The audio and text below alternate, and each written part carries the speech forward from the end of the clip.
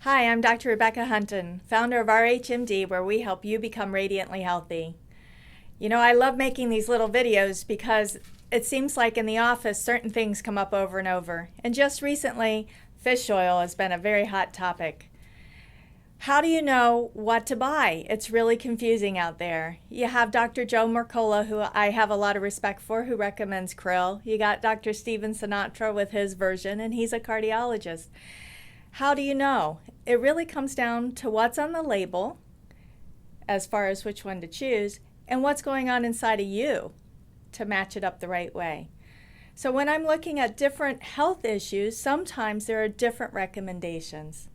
But let's start with some of the basics. Most of the omega-3s or fish oil sold out there is food grade. Not that there's anything wrong with food, we eat it all the time. But it's not as purified as the pharmaceutical grade omega-3s and fish oils on the market. So as a baseline, when we're talking about replenishing the omega-3s or the other components of the fish oil family, we really want to stay with the pharmaceutical grade. So how do I know? What about krill? Well, krill is probably our cleanest source of omega-3s. They're the little creatures that the whales eat off of. Unfortunately, when we look at krill oil, it's not very concentrated in the bottle. It does have some extra components that traditional omega-3s don't have, and these are words that are hard to say, like the azaxanthins and the zeaxanthins. Those are very good for our eyes. However, if I'm treating somebody for cardiovascular purposes and I really want to hit that target, it almost takes an entire bottle of krill a day to get the concentration of the components that I would want you to take. How about the other omega-3s? Or what about a 3-6-9 or a 3-6 blend? Most of the time, most of you guys are coming in having had a traditional American diet. And that standard diet is very heavy in the omega-6s. It's unlikely, but it does occur that sometimes people are deficient in the essential omega-6 oils. But I probably see one every 3 years. What I mostly see are people who don't have the EPA DHA and way too many of the other. So that's where I start, because to restore the healthy cell membrane, we want more omega-3s. So back to that cardiovascular disease. Our beginning goal, and what the research shows, is 2 grams of EPA and DHA, that's eicosapentaenoic acid and doxyhexanoic acid for short, to address cardiovascular risk factors. So when we look at something and it says omega-3s, there's a lot more omegas out there than the EPA and the DHA, so you really have to focus on the label.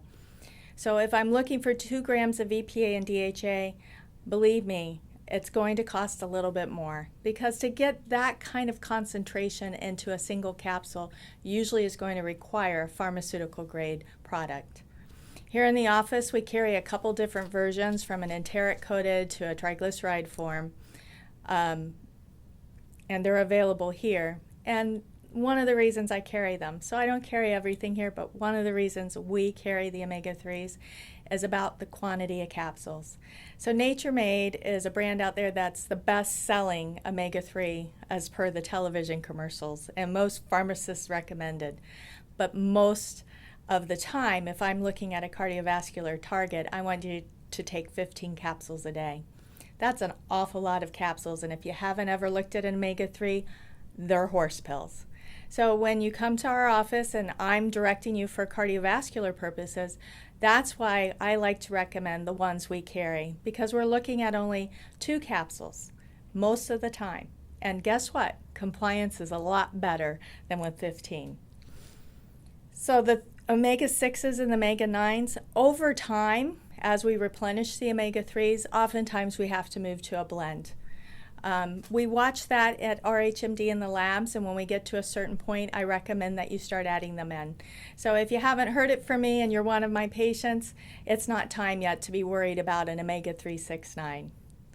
So what about flaxseed oil? I often get told or asked about, well, can't I, or I already take flaxseed oil. Flaxseed oil has some properties that relate to cardiovascular and health, but unfortunately not enough. Do you remember being in elementary school and having those Venn diagrams, those circles that intersected and they had a shaded area? Flaxseed oil and fish oil is very much like that. There is some overlap. However, part of the flaxseed oil can be very inflammatory to humans, so that it does not really substitute. There are some other health benefits of flax, in particular freshly ground flax seeds for hormonal health. So I'm not anti-flax, but it doesn't substitute when we're talking about cardiovascular goals and in focusing on the correct mix of our omega-3 fatty acids.